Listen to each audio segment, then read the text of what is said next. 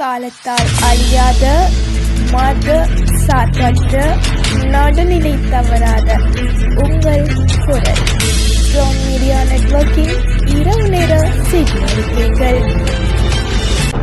முதலில் தலைப்புச் செய்திகள். காலி சிறைச்சாலை கைதி ஒருவர் தப்பியோட்டம். ராஜபக்சர்கள் போன்று ஆட்சி செய்கின்றாரா அனுர காணி சுவீகரிப்புக்கு தொடர் போராட்டம். யாழில் 18 வயதான இரட்டை சகோதரிகளின் சோகமான முடிவு. மரண தண்டனைகள் தொடர்பில் முன்னாள் ஜனாதிபதிக்கு அச்சம் வந்திருக்கும் ஸ்ரீநேசன் எம்பி. பொல்கொள்ள அணையின் பொன் கதவுகள் திறப்பு, அவதானத்துடன் செயற்படுமாறு வலியுறுத்து. 104 கைதிகள் வெவ்வேறு சிறைகளுக்கு மாற்றம், உறவினர்களுக்கு முக்கிய அறிவுறுத்தல்.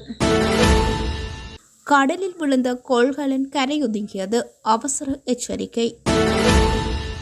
இலங்கை இராணுவத்தின் 26வது தளபதியாக லெப்டினன்ட் ஜெனரல் KVNP பிரேமரத்ன நியமனம். அமெரிக்காவில் வணிக வளாகம் அருகே துப்பாக்கிச்சூடு. OPEC+ அமைப்பு மசகு எண்ணெய் உற்பத்தியை அதிகரிக்க திட்டம். நியூசிலாந்தில் சக்தி வாய்ந்த நிலநடுக்கம், ரிக்டர் அளவில் 5.9 பதிவு. தொடர்பான விரிவான செய்திகள். காலி சிறைச்சாலையிலிருந்து கொள்ளை வழக்கில் தடுத்து வைக்கப்பட்டிருந்த சந்தேக நபர் ஒருவர் இன்று பாதுகாப்பு சுவரை தாண்டி தப்பிச் சென்றுள்ளார். அகம்போடி திலீபா சம்பத் என்ற சந்தேக நபர் இதற்கு முன்பும் அங்குநகுல பலச சிறையிலிருந்து இதே போன்று தப்பியதாக தெரிவிக்கப்பட்டுள்ளது. தப்பியோடிய சந்தேக நபரை கைது செய்வதற்காக பல போலீஸ் குழுக்கள் தீவிர தேடுதல் நடவடிக்கையில் ஈடுபட்டுள்ளனர்.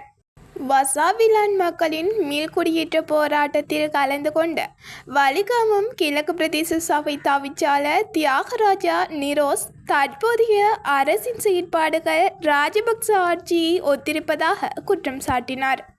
பொதுமக்களின் காணிகளை பயன்படுத்தி இராணுவ வைத்தியசாலை அமைப்பதை உடனடியாக நிறுத்தி காணிகளை உரிமையாளர்களிடம் மீள ஒப்படைக்க வேண்டும் என அவர் வலியுறுத்தினார். தமிழர் உரிமைகள் தொடர்பில் அரசு செயற்பட தவறி வருவதாகவும் இன அடிப்படையிலான அநீதிகள் தொடர்வதாகவும் அவர் தெரிவித்தார்.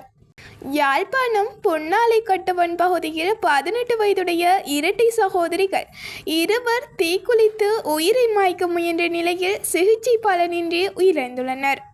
உயிரிழப்பதற்கு முன் வாழ்வதற்கு விருப்பமில்லை என வாக்குமூலம் வழங்கியதாக போலீசார் தெரிவித்துள்ளனர். சம்பவம் தொடர்பாக சுன்னாகம் போலீசார் மேலதிக விசாரணைகளை முன்னெடுத்து வருகின்றனர்.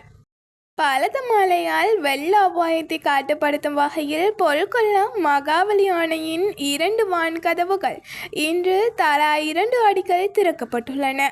இதன் மூலம் வினாடிக்கு 3940 கன அடி நீர் விக்டோரியா நீர்த்தேக்கத்திற்கு வெளியேற்றப்படுவதாக அதிகாரிகள் தெரிவித்துள்ளனர். மகாவலி, கங்கை மற்றும் விக்டோரியா நீர்த்தேக்கத்தை ஒட்டிய தாழ்நில பகுதிகளில் வாழும் மக்கள் அவதானத்துடன் இருக்குமாறு எச்சரிக்கை விடுக்கப்பட்டுள்ளது.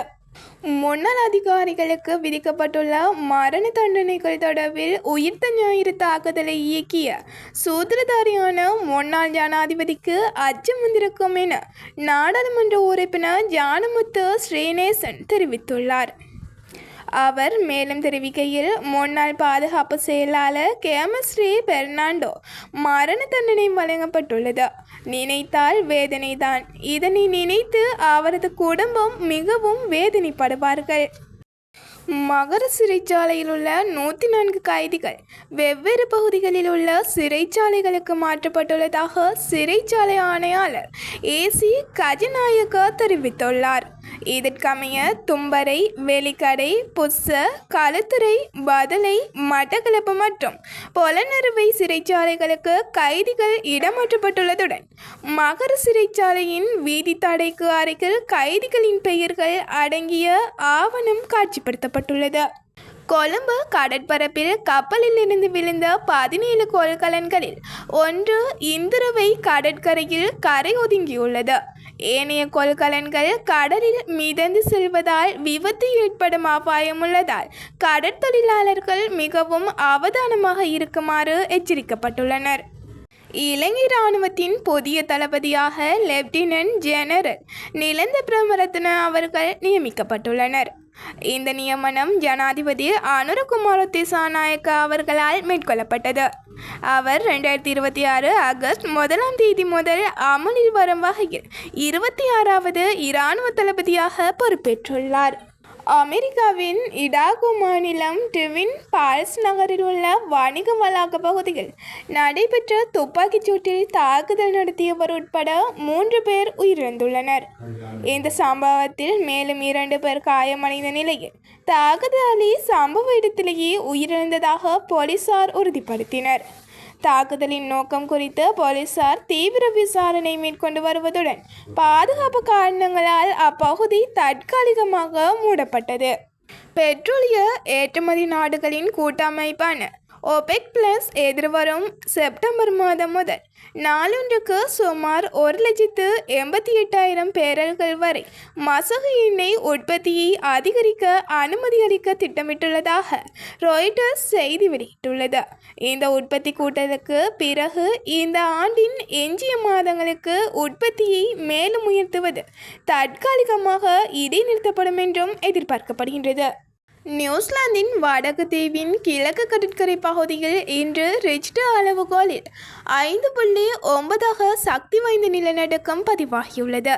நிலநடுக்கம் பூமியிலிருந்து சுமார் 10 கிலோமீட்டர் ஆழத்தில் மையம் கொண்டிருந்ததாக தெரிவிக்கப்பட்டுள்ளது. இந்த நிலநடுக்கத்தால் ஏற்பட்ட சேதங்கள் அல்லது உயிரிழப்புகள் குறித்து இதுவரை எந்த தகவலும் வெளியாகவில்லை. இத்துடன் இரவு நேர செய்தி அறிக்கைகள் முடிவடைகின்றன. மீண்டும் சந்திக்கலாம். நன்றி.